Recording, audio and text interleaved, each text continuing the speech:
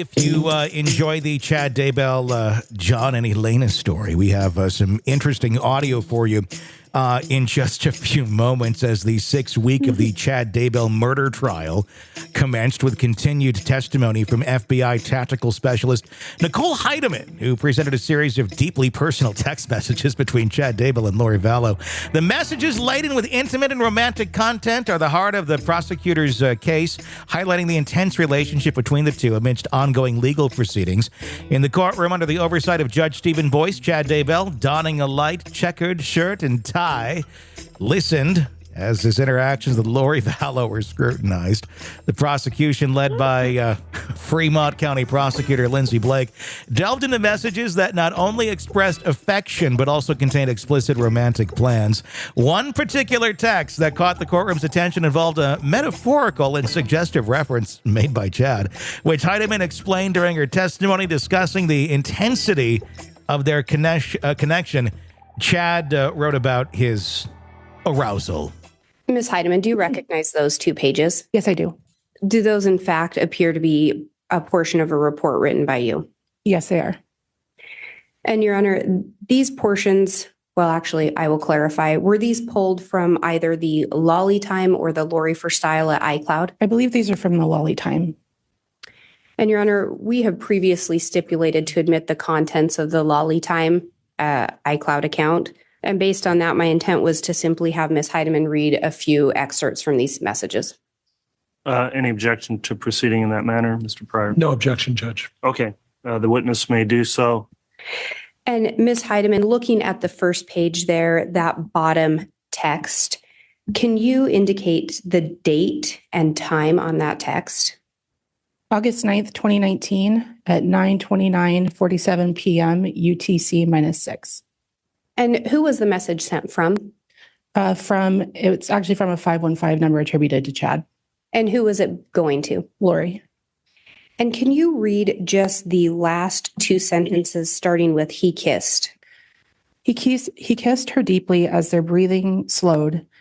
They entwined their bodies and held each other tightly before soon beginning another powerful round of pleasurable bonding. And then if you turn to that next page, can you indicate the date and time that first message was sent? And it's on August 9th, 2019 at 9:36:03 p.m. in UTC -6 time.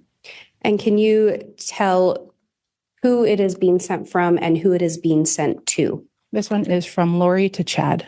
And could you read it into the record, including the emojis, please? That is pretty incredible. Fire emoji, fire emoji, fire emoji, fire emoji, fire emoji. The fire is definitely burning. The memories. Heart, heart, heart. I miss you way too much. You have to stop or I might explode. And then can you indicate the date and time on the next message? August 9th, 2019 at 9:38:27 p.m. UTC -6. And who did the message appear to be sent from and to whom was it going? Again, from Lori to Chad. And could you read the content into the record? The intensity of each encounter in my mind, one greater than the last. Oh my, fire emoji, especially this last one. I've never loved you more. Heart. It just keeps growing. Kiss emoji. And then that next one, if you could indicate the date and time. August 9th, 2019 at 9:39:54 p.m. in UTC -6 time. And who did it appear to be being sent from and to whom was it going? From Chad to Lori. And could you please read it into the record?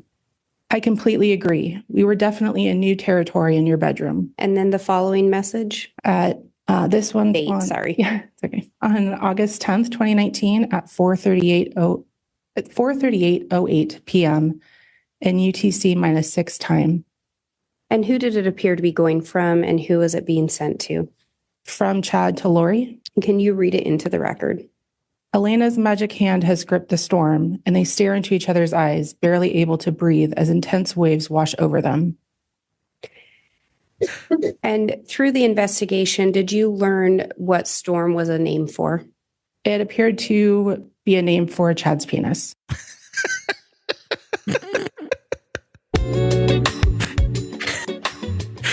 It appeared to be a name for Chad's penis.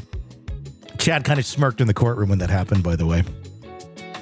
Yeah, I was going to throw that in. I didn't quite know where to add it. I didn't want to put it before we went to the storm definition, but I'm a huge weather nerd. I love anything weather, and as soon as I heard about the storm, I'm just like, the next time there's a tornado warning or watch or a storm warning, that's the first thing that's going to pop into my head. Oh yeah, without a doubt.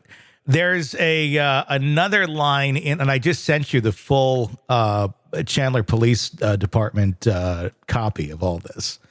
It's the full. I can't freaking wait. It's the full thing that we will do a dramatic reading of on tomorrow's show.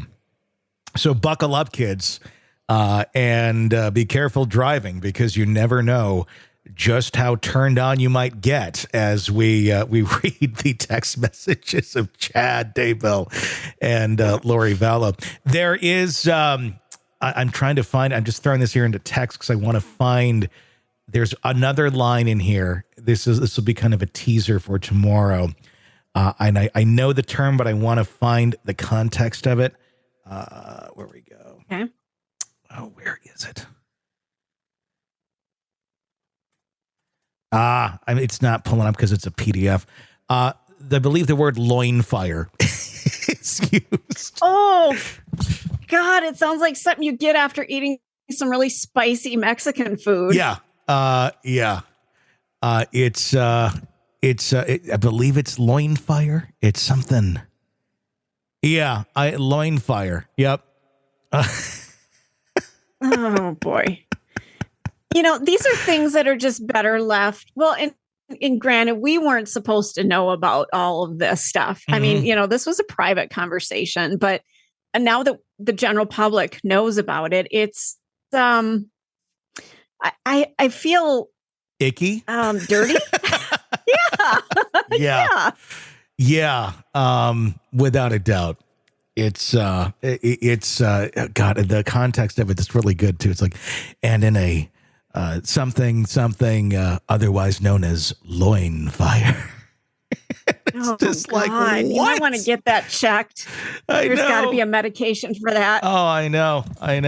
The day's proceeding also explored the couple's interest in malachite, which is a type of metal, with the prosecution suggesting that the searches for the mineral were tied to their broader plans and activities. And rightfully so as well. The defense, led by John Pryor, countered by highlighting the timing of these searches, noting that Chad's interest in malachite began before his acquaintance with Lori, challenging the implications of their shared motive. The problem is they both got malachite engagement rings or wedding rings while they were both still married. Oops, I got audio here. I got to turn off the... whatever this weird music is that's playing, and I'll play this, talking about when they got their rings. Stand by. Here we go. Through your review of records, were both Chad and Lori looking for malachite? They were. Were those searches occurring when their spouses were still alive? Yes. Did Lori and Chad, in fact, end up married in Hawaii? They did. What type of rings did they exchange? Malachite rings. Yeah, they actually got them before everybody was dead. So, ouch. Further discussion includes Chad's regular attendance at the temple and a series of emails that might indicate another book project was underway, though Heideman admitted uncertainty about whether Chad intended these writings for publication. Yeah, I mean, it would have certainly, I think it would have been a bestseller, without a doubt. It would have been one of those bestsellers of his that would have just taken the world by loin fire.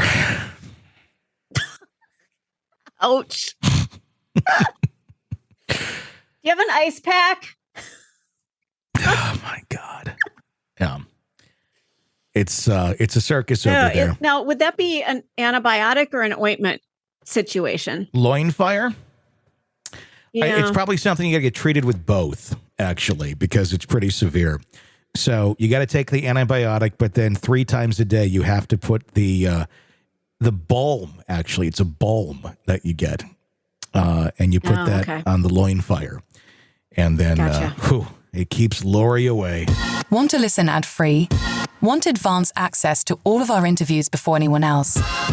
Become a True Crime Today Premium Plus subscriber on Apple Podcasts. You get every episode commercial-free. So you can binge on true crime Until you can binge no more. Search True Crime Today Premium Plus on Apple Podcasts now, or go to our podcast page and sign up now. More of the Hidden Killers podcast next.